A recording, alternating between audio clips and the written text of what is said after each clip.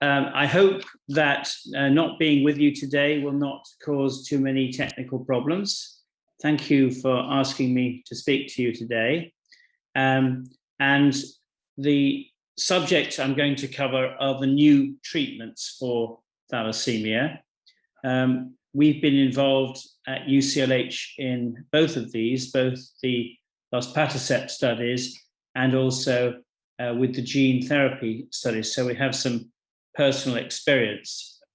I will mention very briefly some of the other new treatments which are coming through because it's a very exciting time at the moment.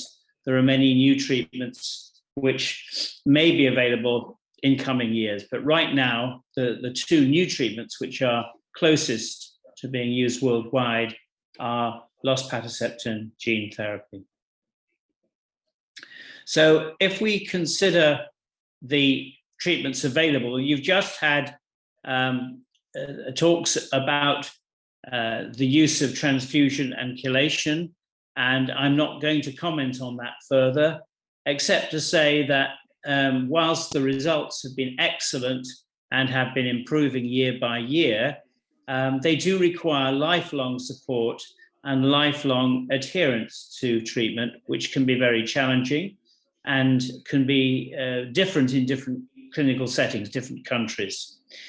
The other thing that is brought into focus by the new treatments is what is the cost? Because when you're trying to introduce new treatments, you have to compare not only the efficacy and safety against older treatments, established treatments, but also the regulatory authorities or the remunerating agencies want to know about the relative cost compared with established treatments. So I'll start by talking about curative treatments. Of course, we've had allogeneic hematopoietic stem cell transplantation since the 1980s now, and I'll just show one slide on that just to set the scene about the benefits and the limitations of that approach. I'm going to talk about gene therapy, particularly with lentiglobin, but I'll mention the other ones that are coming through. And then I'll talk about new non-curative treatments that are aimed at improving outcome, quality of life, without removing the primary disease. This is a real global problem because the birth rate with thalassemia globally continues at approximately 50 to 60,000 a year. The global prevalence is close to 300,000.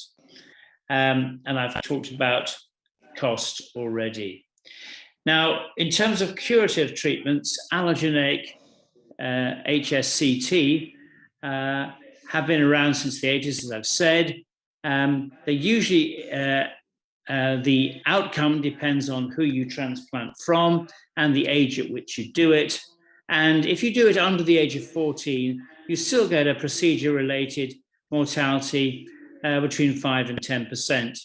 If you do it at 5 years of age or less, then the mortality reduces considerably to around 5% or less.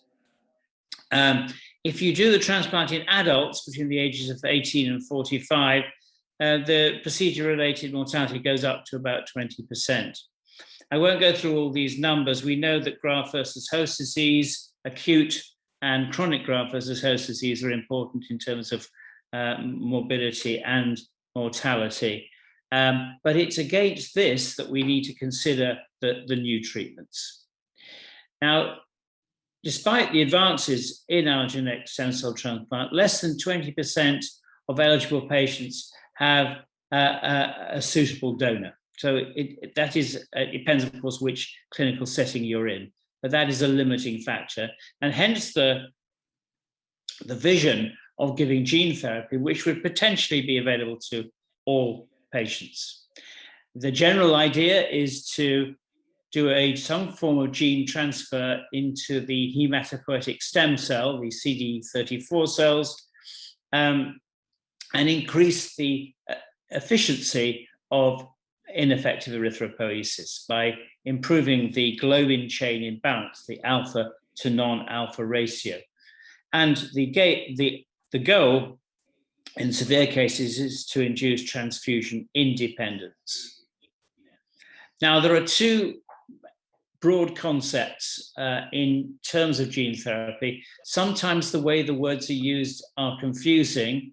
I will use them in this way. So we can in principle have gene addition, where we add a fully functional beta gene and correct the globin chain imbalance in that way.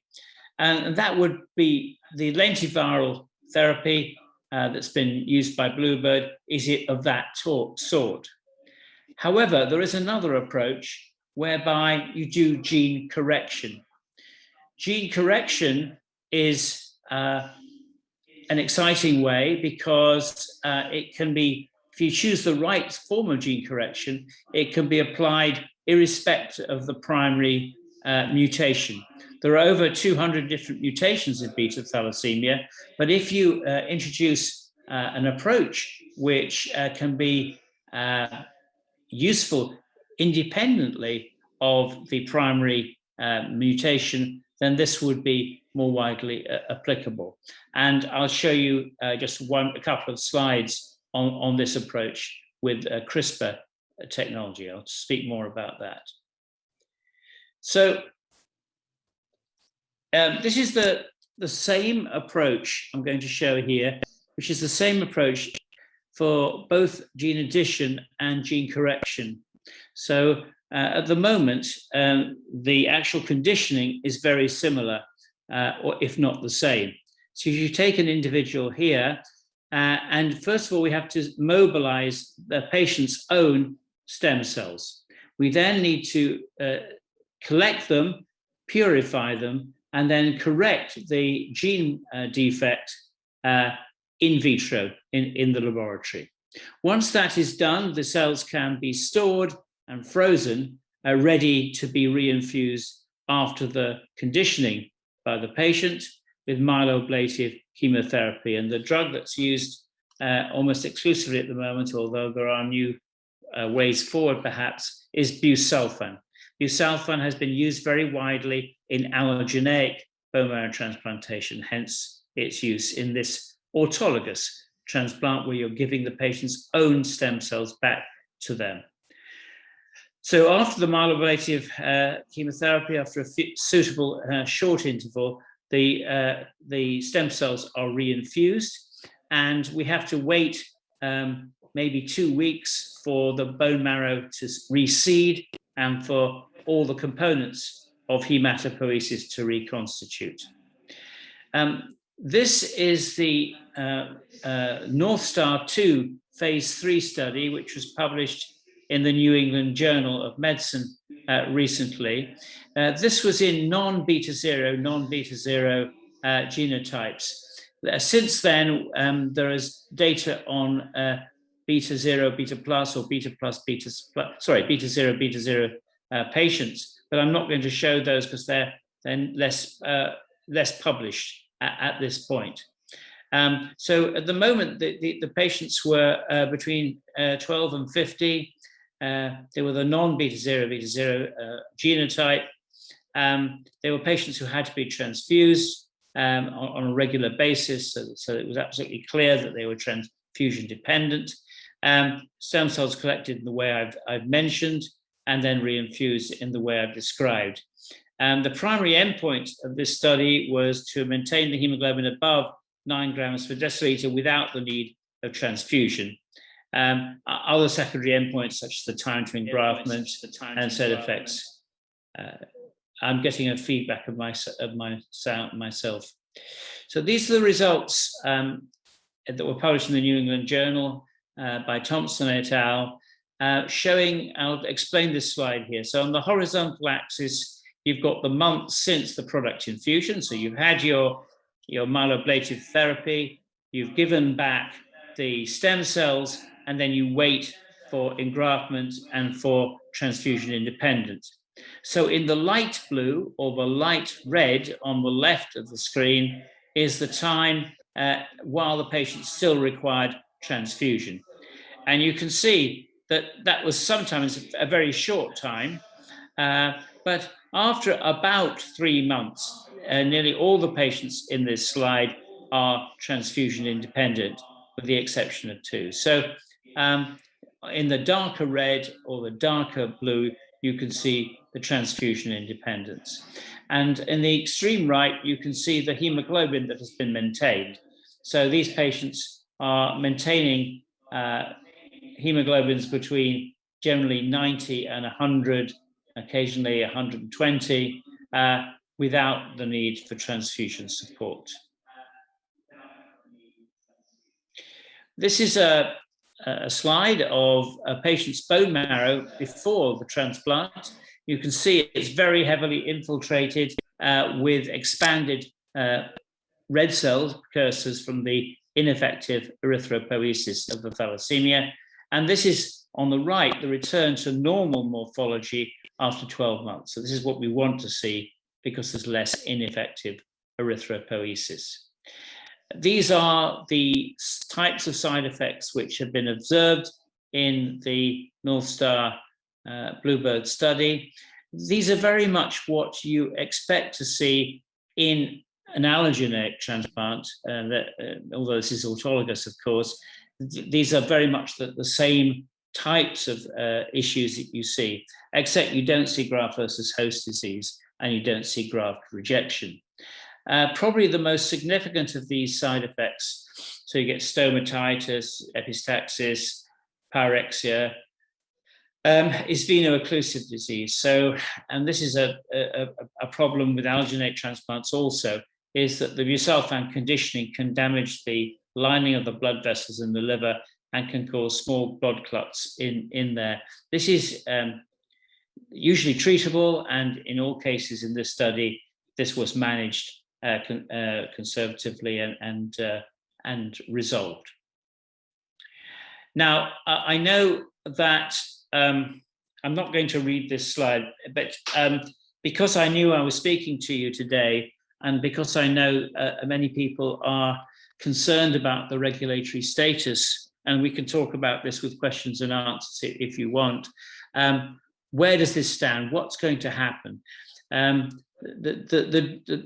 drug, the treatment was approved by the regulatory agencies in Europe, but is not yet available. It's not paid for by the various authorities in the various countries in Europe, and so this has been a big question. Now, of course, people who are already on trials are continuing on them, and they're going to be followed up for up to 13 years. So we have 3 patients on these studies, and they will continue to be followed up and won't have any interruption of that follow-up. But in terms of making this generally available, the Bluebird are making a strategy of continuing development in the United States, but at the moment, the availability in Europe is on hold because they can't come up with an economic strategy for making this economically available. Again, we can talk about this if necessary. The other thing I should mention, and I think some of you will have some questions on this, is you may or may not be aware that with sickle cell patients having a similar treatment, there's been a case of leukemia and there's been a case of myelodysplasia.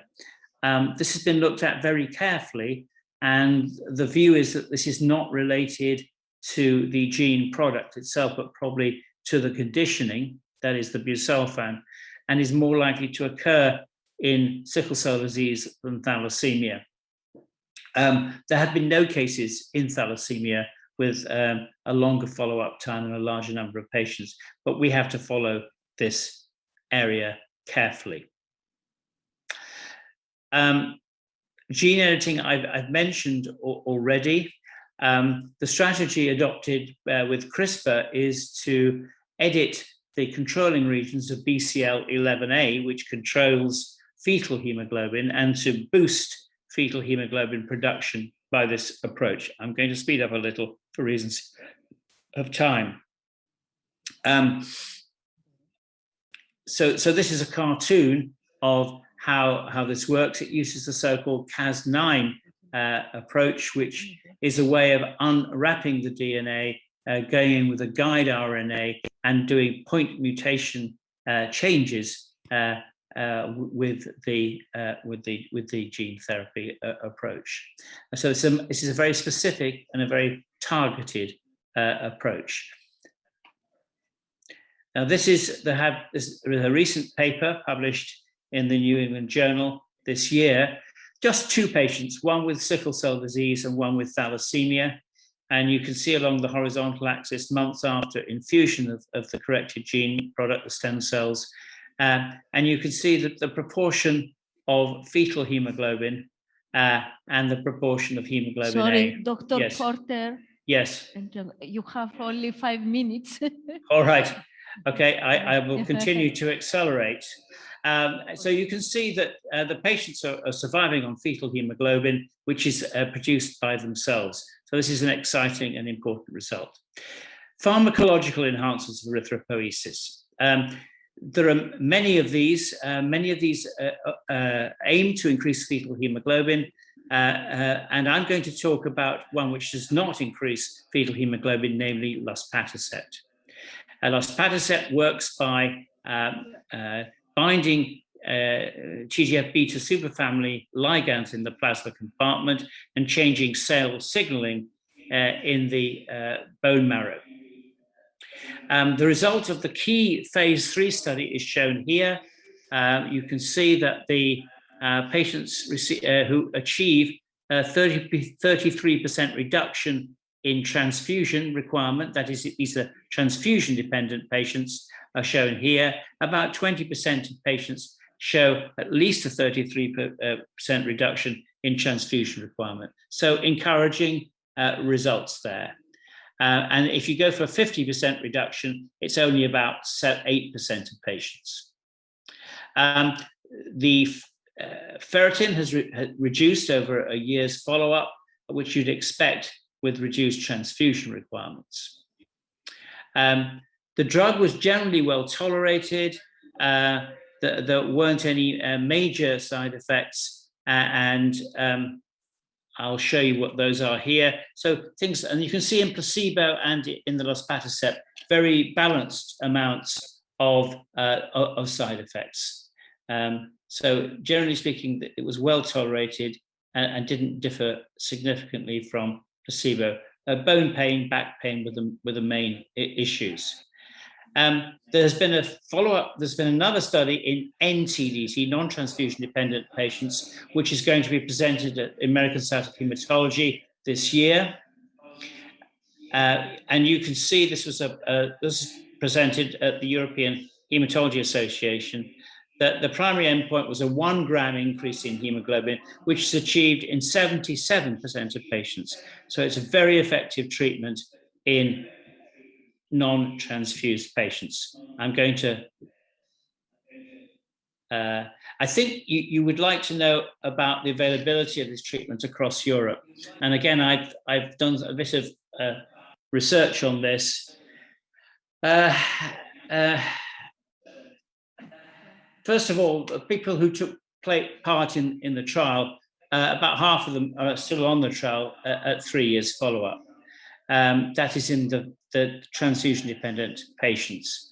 Full reimbursement is available in Germany, Belgium, Austria, and Luxembourg, and Italy is apparently in the final stages of achieving reimbursement. Interim access is available in Spain, Greece, Switzerland, Czech Republic, Hungary, Poland, and Cyprus. We're still waiting for a decision by NICE in the UK. In terms of non-transfusion dependent patients, the whole process is about 18 months behind the transfusion dependent patients. So that waits to be seen. But I think the case for non-transfusion dependent patients is very strong. So to summarize, recent rapid proliferation of clinical trials offering exciting potential for non-curative improvement in anemia or decreasing transfusion requirement. Curative therapy with stem cell or now with gene therapy is in the clinic, but availability as I've described. It's an ongoing process.